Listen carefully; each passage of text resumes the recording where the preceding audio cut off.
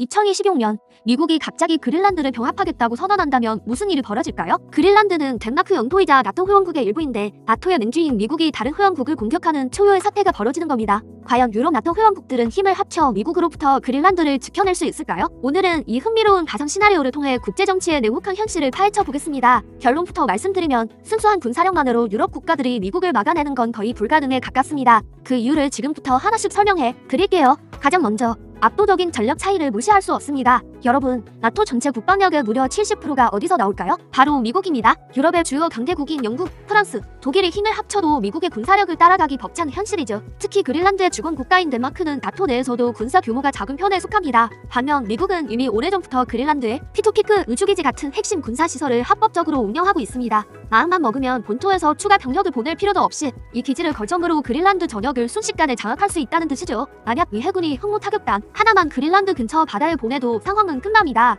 이 항모 타격단 하나만으로도 그린란드 주변의 하늘과 바다를 완전히 통제할 수 있거든요. 덴마크 해군이나 유럽연합 함대가 그린란드를 돕기 위해 출동하더라도 미 해군의 상대가 되기는 어렵습니다. 지리적인 이점도 미국의 편입니다. 미국은 캐나다를 사이에 두고 그린란드와 매우 가깝습니다. 병력과 물자를 보내는데 며칠이면 충분하죠. 하지만 유럽 본토에서는 거친 북대서양을 건너야 합니다. 병력을 모으고 수송선을 준비하고 기나긴 항해를 거쳐 그린란드에 도착하는 데는 엄청난 시간과 자원이 필요합니다. 보급선이 길어지면 그만큼 작전의 취약점도 늘어나고요. 즉, 속도전으로 가면 미국이 압도적으로 유리한 상황입니다. 더 근본적인 문제는 따로 있습니다. 바로 나토라는 시스템 자체가 가진 모순입니다. 나토 헌장의 가장 핵심적인 조항이 바로 제5조 집단방위 조항인데요. 한 회원국이 외부의 공격을 받으면 모든 회원국이 함께 맞서 싸운다는 약속입니다. 그런데 만약 공격하는 주체가 나토의 심장인 미국이라면 어떻게 될까요? 이 조항을 발동하는 것 자체가 우리의 가장 강력한 동맹이 바로 우리의 적이다라고 선언하는 셈이 되고 그 순간 나토는 존재 유를 잃고 해체 수순을 밟게 됩니다. 설령 유럽 국가들이 제5조 발동을 시도하더라도 나토의 모든 중요한 의사결정은 만장일치 원칙을 따릅니다. 당연히 당사자인 미국이 거부권을 행사하겠죠.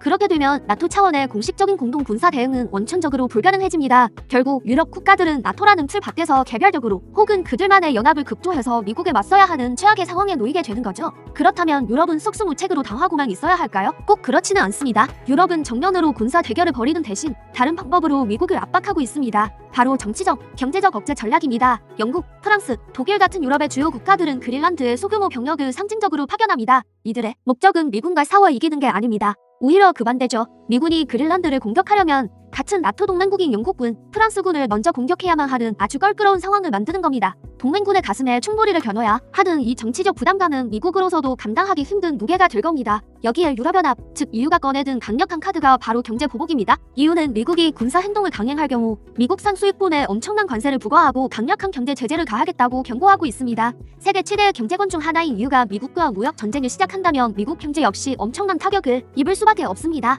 군사적 승리의 대가로 경제적 파탄을 감수해야 할 수도 있는 거죠. 미국 내부에서도 반대의 목소리가 높습니다. 아무리 자국의 이익이 중요하다고 해도 수십 년간 함께해온 동맹국을 침공한다는 발상 자체에 대한 거부감이 큽니다. 미국 의회 내에서는 행정부의 독단적인 행동을 막기 위한 법안들이 논의되고 시민사회와 언론은 용일 비판의 목소리를 쏟아낼 겁니다. 이런 대부의 반발은 미국 대통령이 독단적으로 전쟁을 결심하는 데 큰 제동을 거는 역할을 합니다. 자, 이제 모든 상황을 종합해볼까요? 유럽 나토 국가들의 국방력은 미국을 군사적으로 격퇴하기 위한 것이 아닙니다. 그보다는 미국이 동맹을 파괴하면서까지 그린란드를 얻는 것이 과연 이득일까? 라는 계산을 하게 만드는 고도의 정치적 억제력으로 작동하고 있습니다. 유럽은 군사적 충돌이라는 최악의 상황을 피하면서 정치적, 경제적 압박을 통해 미국의 야심을 꺾으려 하는 거죠. 만약 이 모든 노력에도 불구하고 실제로 미국과 유럽 사이에 노력 충돌이 벌어진다면 그것은 단순히 그린란드라는 땅의 주인이 다그는 문제가 아닙니다. 2차 세계대전 이후 세계 평화를 지탱해온 나토라는 안보 동맹의 완전한 종말을 의미합니다. 군사적 승패를 따지는 것보다 훨씬 더 큰 제한, 즉 전 세계 안보 질서의 붕괴라는 판도라의 상자가 열리게 되는 겁니다. 결국 이 시나리오는 우리에게 힘의 논리가 지배하는 국제관계 속에서 동맹의 가치와 평화를 지키는 것이 얼마나 어려운 일인지를 보여주는 생생한 교훈이 되고 있습니다.